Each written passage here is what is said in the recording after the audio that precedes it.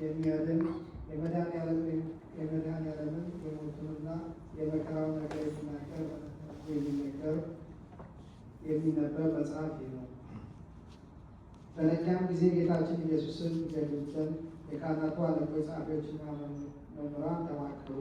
ከእስር ቤት አውጥተው በጽኑ ገመድና ሰንሰለት አስረው ወደሚፈረድበት አደባባይ ወሰዱት። ከቀያፋ ቤት እስከ ፍርድ አደባባይ ድረስ 133 ጊዜ በተለጠፈ ድንጋይ ላይ ወጠጡት። ያለ ርኅራኄ መቱት። ብዙ በደበደቡትም ጊዜ ፈጽሞ ከምድር ላይም ወደቀ። ዳግመኛም እየደበደቡ ከፊታቸው አቆሙት። እሱ ግን መቆም የማይቻለው ስለሆነ ወደቀ። እየደበደቡ በእውነት ክርስቶስ አንተ እንደሆንክ ገልጸህ ንገረን አሉት። ጌታችን ኢየሱስም አላምን አላችሁ እንጂ እኔስ ነገርኋችሁ። ብጠይቃችሁም አትመልሱልኝ ወይም አትተውኝ።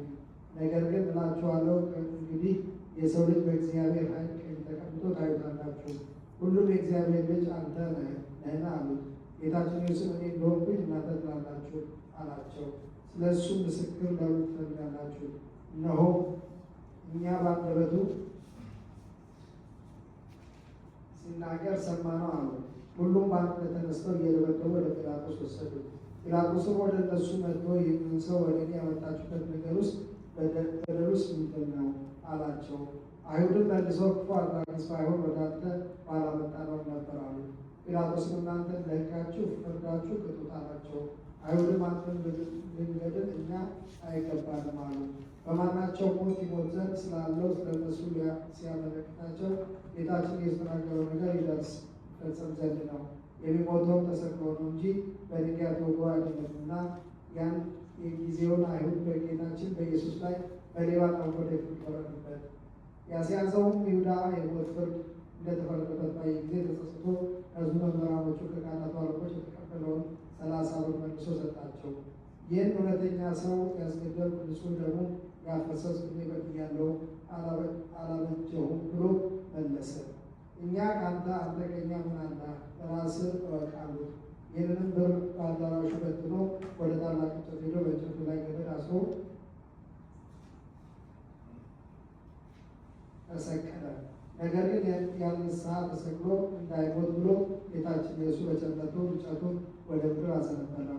ይሁዳም ተሰቅሎ ባለመሞቱ ተበሳጭቶ ወደ ሌላ እንጨት ሄዶ ተሰቀለ። ጌታችን ኢየሱስ ሁለተኛ ጊዜ በቸርነቱ ብዛት ተሰቅሎ እንዳይሞት እንጨቱን አዘነበለለት። እንጨቱንም እንደ ሰው እንዲናገር አደረገው። እንጨቱም እንደ ሰው ተናግሮ እንደ መንገድህ እንደ ወንድምህ እንደ ጴጥሮስ ለኃጢአትህ ንስሐ ገብተህ አልቅሰለው።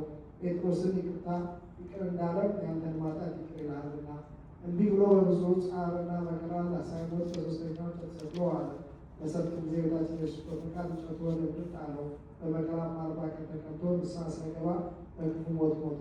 ወደ ምድር ወድቆ ጎኑ ተቀዶ አንጀቱ ወጥቷልና። የካህናቱም አለቆች ብሩ ተቀብለው ወደ ቤተ መቅደስ ልናስገባ አይገባም፣ የደም ዋጋ ነውና አሉ።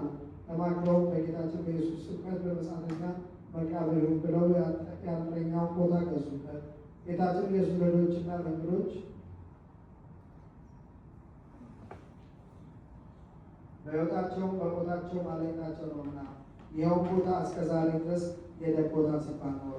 የእስራኤል ልጆች የተስማሙበት ክቡር የሆነ የጌታን ዋጋ 30 ብር ተቀበሉ ብሎ ነቢዩ ኤርምያስ የተናገረው ያን ጊዜ ተፈጸመ።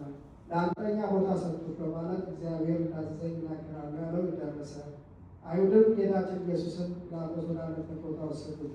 ሲገባም አይተው ከዚያ ቦታ ቆሞ የነበሩ ጦሮች ሰገዱለት። አይሁድ ግን ጦሮች ስለሰገዱለት ተቆጡ።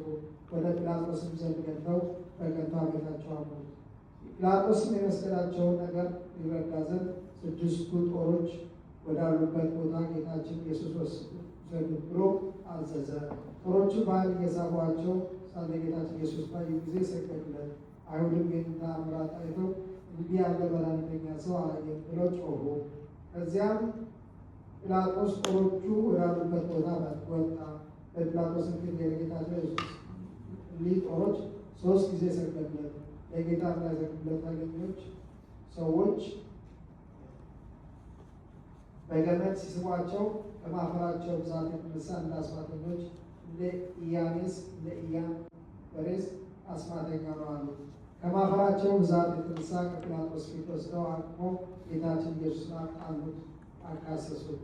ለቄሳርም ግብር እንዳይሰጡ ሕዝቡን ሲያስከዳቸውና ሲከለክላቸው አገኘ ነው እያሉ እሱም የእስራኤል ንጉሥ ነኝ ይላል።